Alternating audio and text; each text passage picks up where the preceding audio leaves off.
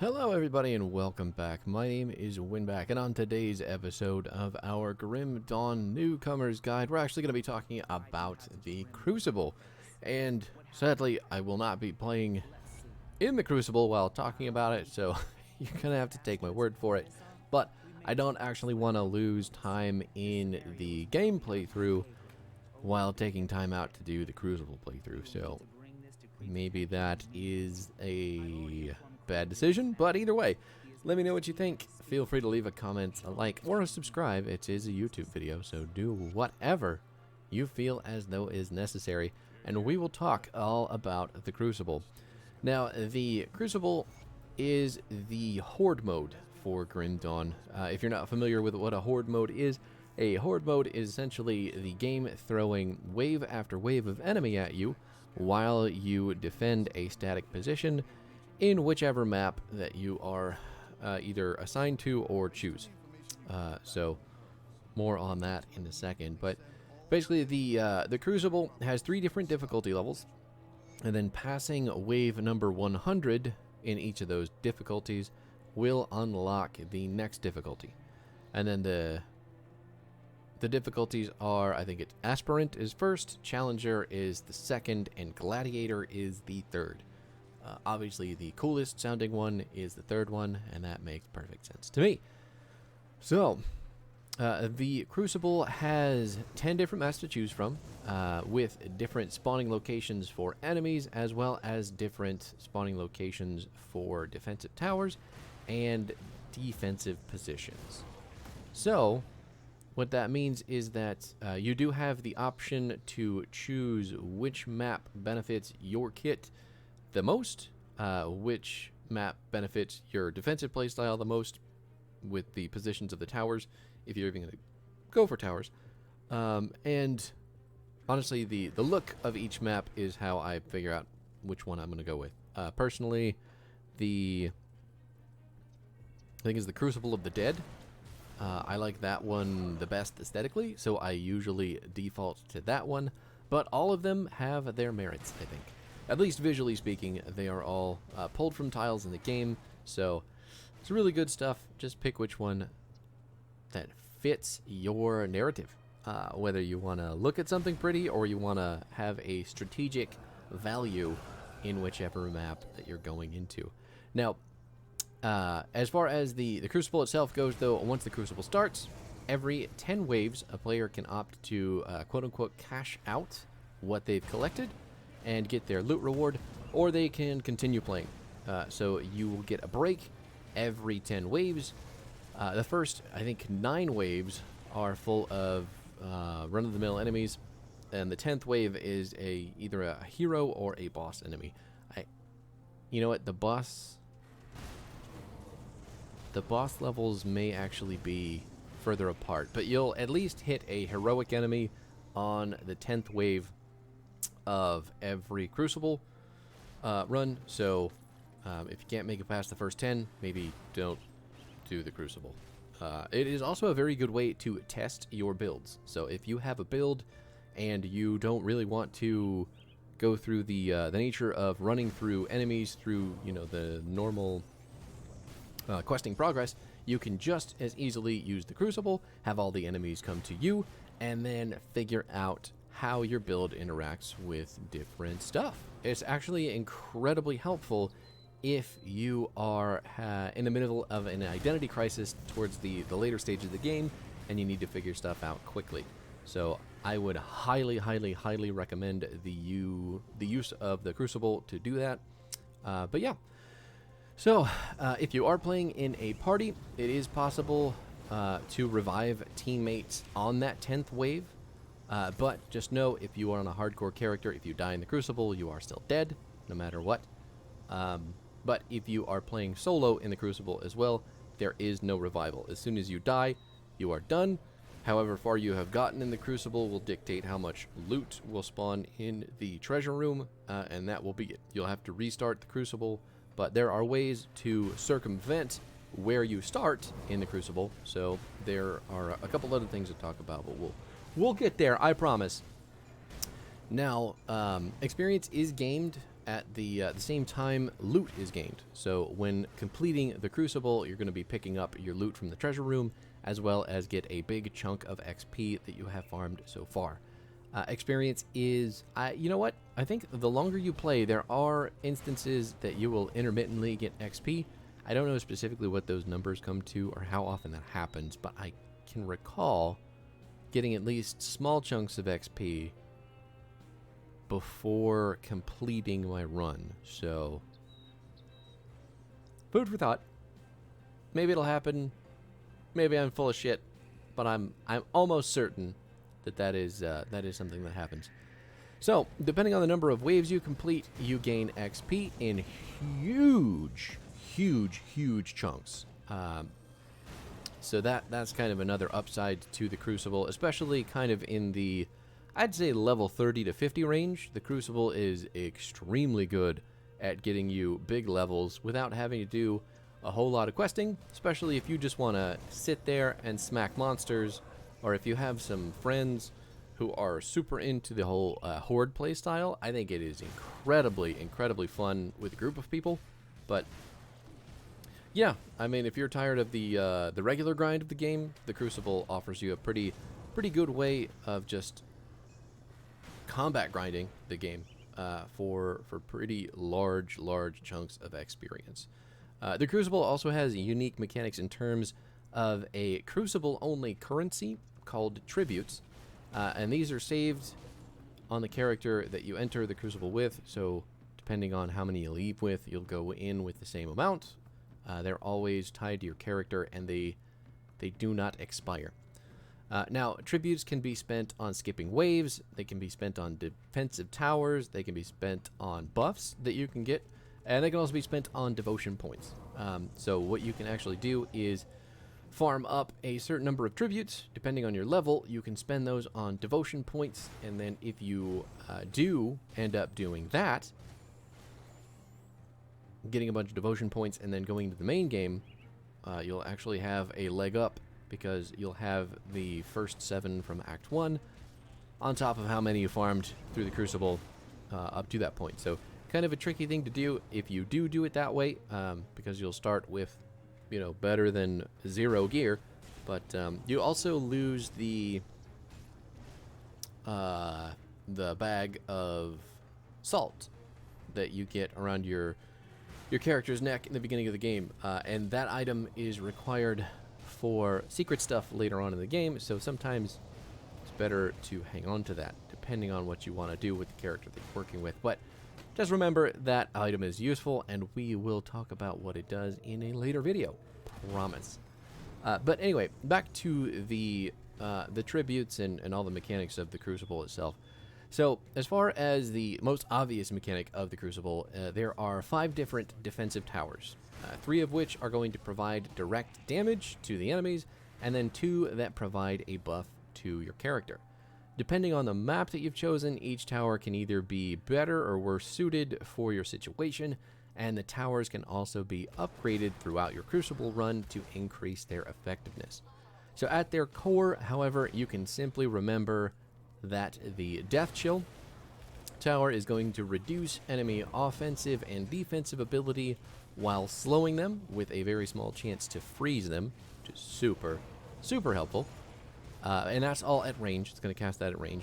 Inferno is the tower that's going to cast a circular wave of fire around the tower that reduces armor and deals damage, but it is significantly shorter range. They basically have to run right up on the tower.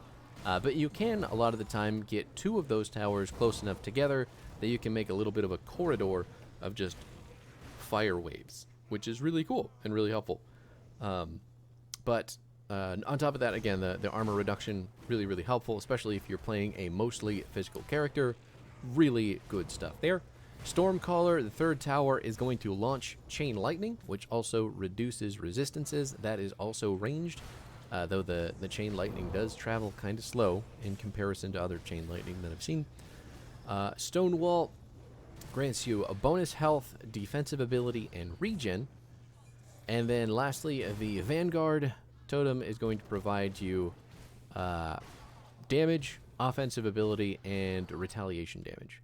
So the The Stonewall, really good for, you know, keeping yourself alive. But the Vanguard is definitely more geared towards aggressive play, just running directly at people. I'm in the wrong tomb. What you're seeing right now is me running through a tomb that I am not prepared to do anything with.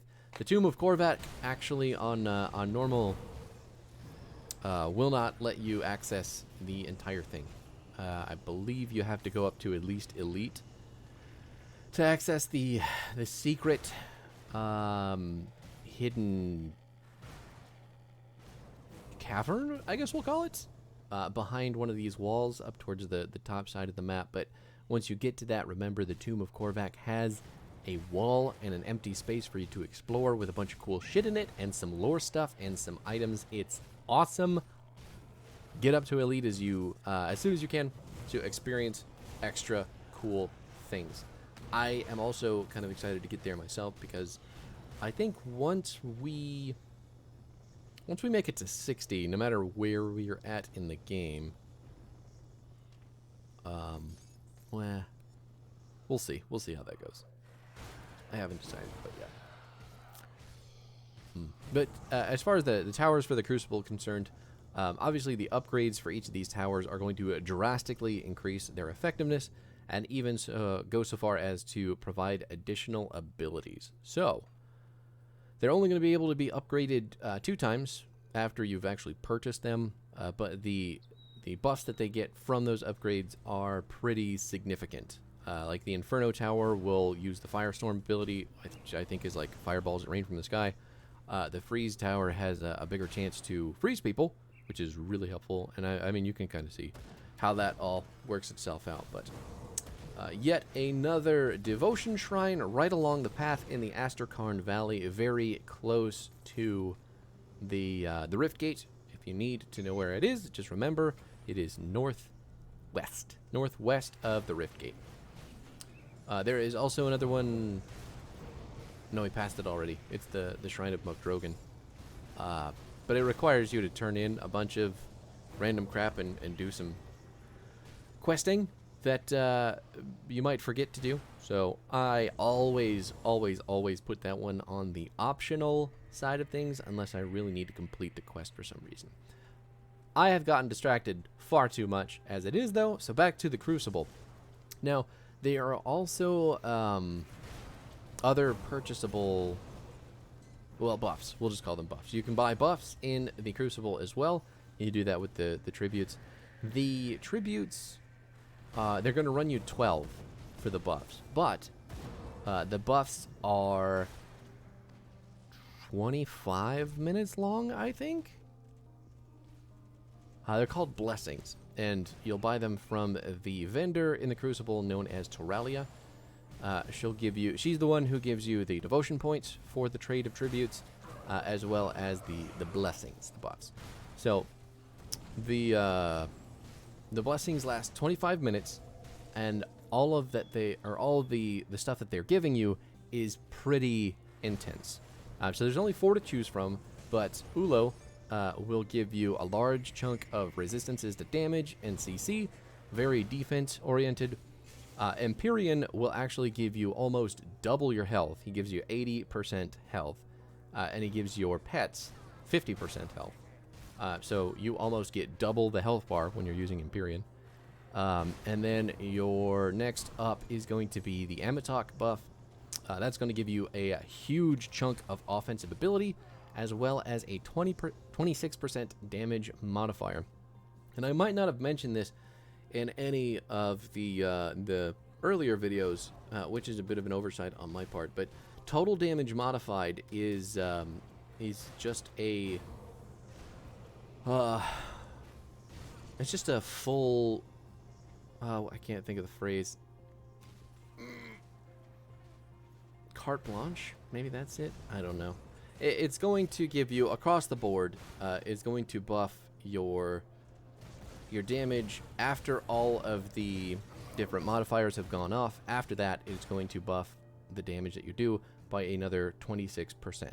So basically what that means is that after all the calculations for your damage have gone through, they're going to go up another 26% in damage in this case. So total damage modified, just remember that you're going to be doing that much more damage.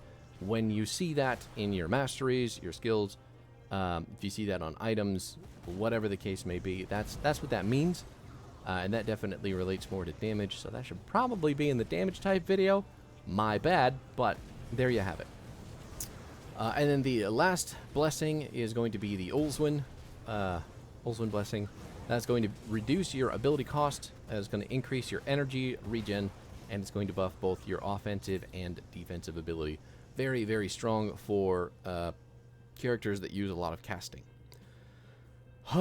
Now, buffs might seem like a little overkill, but when you think about the mutators that the subsequent waves of enemies will be getting, you might actually change your mind. So enemies will gain mutators every 30 waves, which can apply to the enemies directly or affect the players. There is actually 27 mutators in total, so I'm not going to dive super hard into those, but you can always hover over them in the top right-hand corner of your screen to see what they are all about. Mutators are actually going to be located in the same place in the Crucible that they are in the main game, so whenever you enter a dangerous domain or something like that, you'll see the mutators in the top right-hand corner. You just hover over them to see what's happening. If they're colored yellow, they are affecting the player. If they are colored red, they are affecting monsters. And then the last mechanic of the Crucible is going to be the bonus timer, which is pretty straightforward. I'm sure it wasn't hard to find, just right up there in the top right. But basically, this timer is going to give you a multiplier every time you defeat a wave before the timer reaches 0. And this goes up to a maximum of 10, which then multiplies your score. Your score at the end of the Crucible is going to be what gets you bonus chests, so maintaining a high bonus timer is crucial for maximum lootage. Now, the caveat to that is that even though the bonus timer goes up 1 per wave, the amount of time that you get to kill the wave goes down. So you have exponentially more time on wave 1 to get the bonus timer than you would on wave 10 if you got the bonus all the way up to that 10th wave. Now, if you're just starting over because you dropped the bonus timer or you dropped the timer before that, it'll start over. But just remember, it's an inverse relationship. The better that you do, the less time that you have to do good. And then you, again, keep it as long as possible. But yeah, that's really all that there is to the Crucible. There's also a Crucible leaderboard if you end up finding yourself in a position that you just want to farm Crucible points and show everybody how cool you are in that game mode. But personally, it's not my biggest concern when I'm playing. I'm more after just some easy farming, easy loot kind of Crucible play.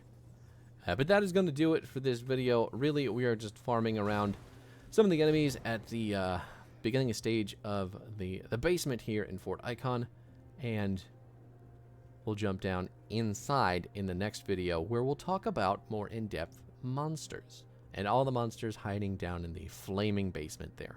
But that is it for me, guys. Thanks so much for watching, and peace out.